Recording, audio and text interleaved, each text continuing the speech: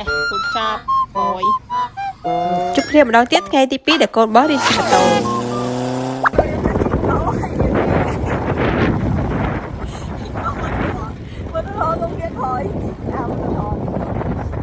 ិយាយថាម៉ែនេះគឺថារំភើបហ្មងដោយសារមិននឹកស្មានថាកូនរៀនតែ2ថ្ងៃកូនចេះជិះយ៉ាត្រង់ទៅគឺខ្ញុំបរៀនគាត់ខ្ញុំត្រៀមខ្លួន2-3ខែខ្ញុំខ្លាចដួលខ្ញុំខ្លាចអូសថ្នល់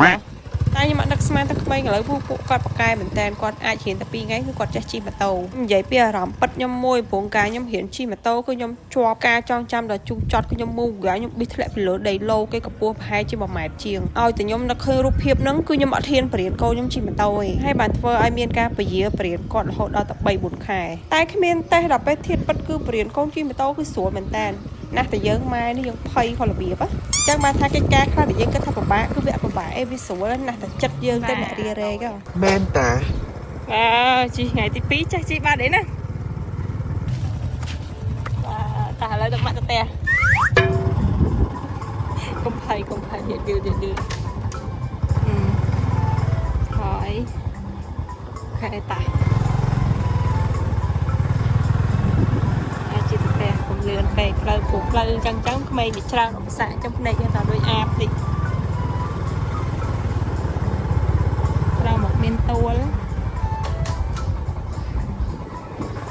សាំងលេអត់ចូលទេ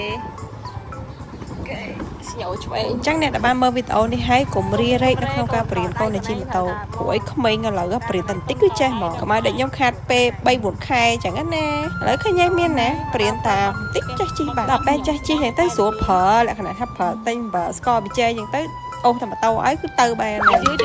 តផ្លូវកោងកន្លះកោងអញ្ចឹងកើតទេតែកោងអញ្ចឹងខ្លាំងពេកពីនោះមកគឺជិះអាចបុកយើង